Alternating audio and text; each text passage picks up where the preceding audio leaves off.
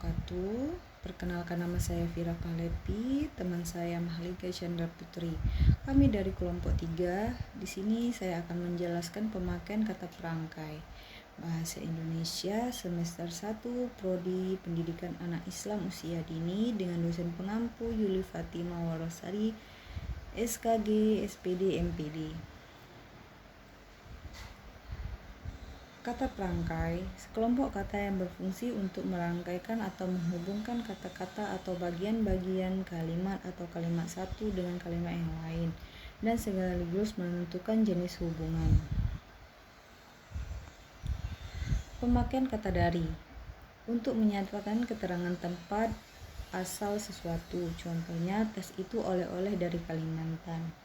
Untuk menyatakan asal sesuatu dibuat, contohnya baju itu terbuat dari kain sutra. Untuk menyatakan keterangan sebab, contohnya antrean tiket itu timbul dari banyaknya pengunjung. Untuk menyatakan bahwa sesuatu merupakan anggota dari satu kelompok, contoh 1 dari 5 orang itu dapat menyelamatkan diri.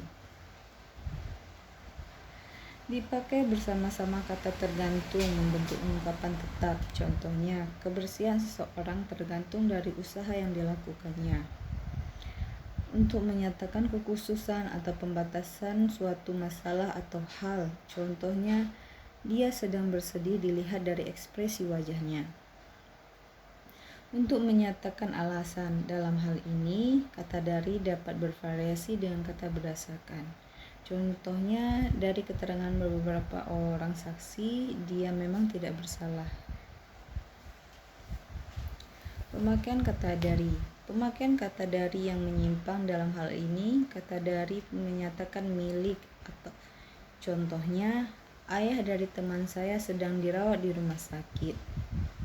Kata dari yang menyatakan milik dalam kalimat di bawah ini harus ada karena apabila dihilangkan akan menimbulkan keracuan makna kalimat.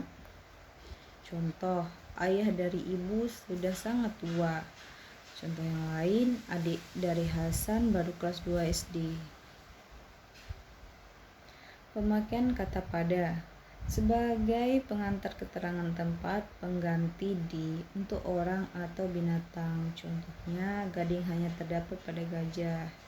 Sebagai pengantar keterangan waktu. Contoh, pada hari Minggu yang lalu kami sekeluarga pergi ke Garut. Bersama-sama dan kata tertentu membentuk suatu ungkapan dengan arti menurut. Contoh, pada hakikatnya manusia mempunyai kodrat yang sama. Dipakai bersama dengan kata bergantung, yaitu artinya dengan bergantung dari. Contoh, keberhasilan itu sangat bergantung pada keuletan kita sendiri.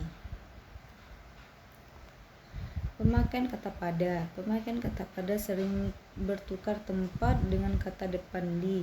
Perhatikan contoh berikut. Pada dinding tergantung sebuah lukisan. Tolong ambilkan buku saya pada laci kamarku. Pemakaian kata daripada. Kata daripada berasal dari kata dari dan pada. Penulisannya harus serangkai. Kata ini hanya memiliki satu fungsi, yaitu untuk menyatakan suatu perbandingan. Contohnya, kebenaran daripada kata-katanya masih diragukan. Hidup di desa lebih nyaman daripada hidup di kota. Perhatikan kalimat-kalimat berikut ini. Kita sering menemukan bentuk penyimpangan, yaitu untuk menunjukkan bahwa sesuatu atau seorang merupakan anggota dari suatu kelompok. Contohnya, sebagian daripada utangnya telah dibayar. Untuk menyatakan perbandingan menunjukkan tingkat yang sama. Contohnya, daripada Siti, Aminah sama pandainya. Dipakai bersama-sama dengan kata tergantung. Contohnya, semua itu tergantung daripada sarana yang ada. Pemakaian kata kepada. Kata kepada dipakai untuk objek tak langsung dalam suatu kalimat. Contoh, pena itu sudah saya berikan kepada Salsa. Fungsi lain penggunaan kata kepada yaitu untuk mengganti objek yang berupa sifat. Contoh, dia selalu saja ingat kepada peristiwa naas itu.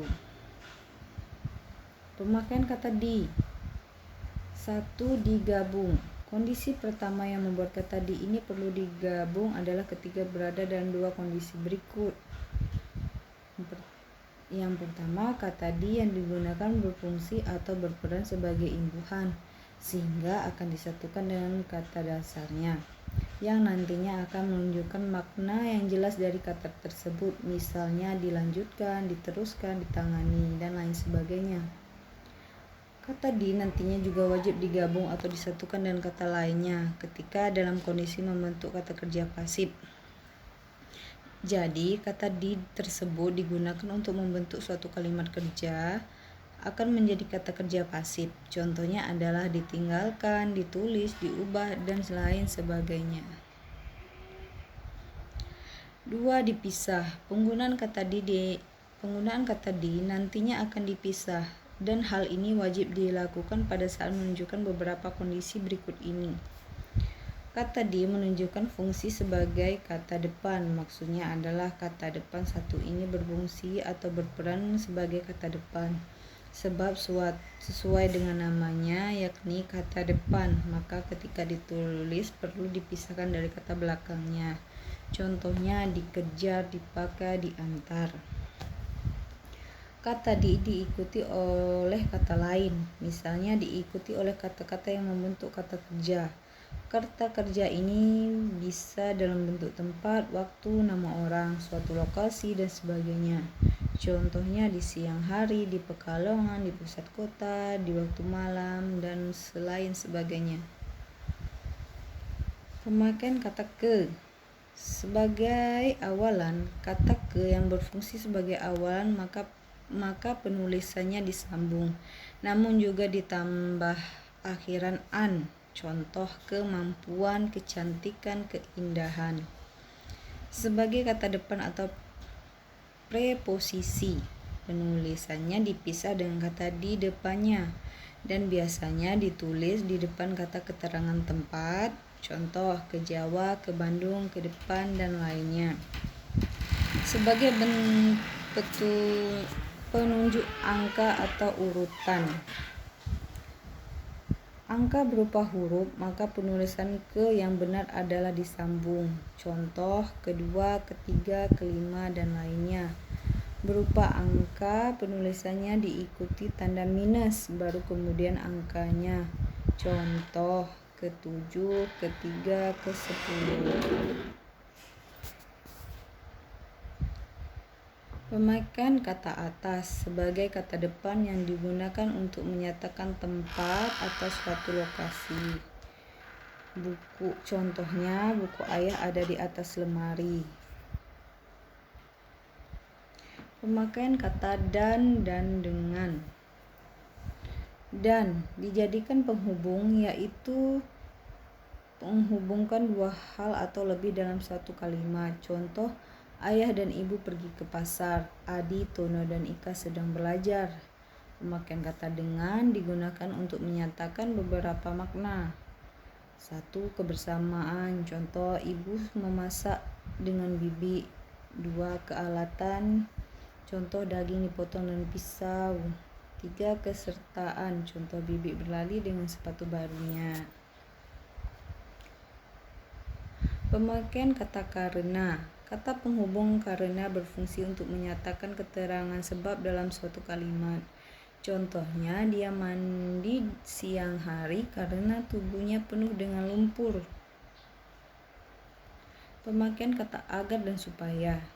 Kata agar dan supaya digunakan untuk menyatakan hubungan tujuan. Contoh, ibu mencuci dengan sabun supaya bersih. Namun, kata perangkai agar tidak lazim digunakan apabila tujuan itu hanya dinyatakan dengan satu kata. Contoh, dicucinya pakaian itu agar bersih, ditambahkannya gula agar manis. Namun, apabila tujuan itu berupa anak kalimat yang panjang, sering digunakan agar supaya. Contohnya, buku itu disimpannya baik-baik agar supaya tidak diketahui orang lain. Pemakaian kata untuk. menyatakan bagi bagian, sebab atau alasan, tujuan atau maksud.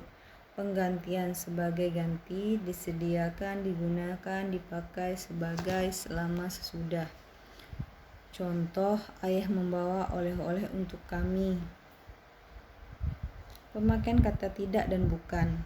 Kata tidak ia dipergunakan dalam kalimat yang berpredikat kata benda dan diikuti dengan tindakan atau aksi. Contoh, Rafa tidak berdiam saja tetapi ikut membantu para korban banjir. Selain itu, pemakaian kata tidak dipakai untuk menyatakan ingkaran biasa, ingkaran pada perbuatan, keadaan, atau segenap kalimat. Pemakaian kata bukan. Kata bukan dipakai untuk pengingkaran suatu pernyataan yang diikuti oleh kata benda seperti bukan penyanyi, bukan dokter, bukan guru, bukan hewan, dan sebagainya. Selain itu, kata bukan menyatakan suatu pertentangan dan menyangkal bagian dari suatu kalimat. Pemakaian kata kami dan kita. Pemakaian kata kami. Kata kami untuk orang pertama jamak yang berarti bahwa orang yang digantikan hanyalah orang yang berbicara dengan anggotanya. Contoh, kami dari Himapala merencanakan akan mengadakan kegiatan pendakian. Kami mulai mengadakan penelitian terhadap daerah ini sebulan yang lalu. Pemakaian kata kita, sedangkan kata kita adalah kata ganti orang pertama jamak yang menggantikan baik orang yang berbicara maupun yang diajak bicara. Contohnya, kita bicarakan sajalah masalah ini dengan Bapak Pembimbing. Kita kemukakan masalah ini nanti dalam rapat. Kita harus berusaha keras untuk memajukan lembaga ini. Pemakaian kata suatu dan sesuatu. Suatu. Kata suatu adalah kata ganti tak tentu yang bersifat ketidaktentuannya terletak pada jenis benda atau hal yang digantikannya. Dan benda yang digantikannya adalah benda yang belum diketahui jenisnya secara pasti. Contoh, Kina sedang memikirkan suatu masalah. Ani sedang melamun di suatu tempat. Pemakaian kata sesuatu. Kata sesuatu sifat ketidaktentuannya justru terletak pada benda atau hal yang digantikannya, bukan pada jenis benda atau jenis hal yang digantikannya. Mengingat yang digantikannya tidak pasti atau tidak tentu, maka dalam pemakaian kata sesuatu tidak boleh diikuti langsung benda atau hal yang digantikannya, baik yang sudah pasti atau yang sudah tentu jenisnya maupun yang belum. Contohnya, orang tua itu sedang memikirkan sesuatu. Ayah baru saja membisikkan sesuatu ke telinga ibu dan diam-diam dia pun memperhatikan sesuatu.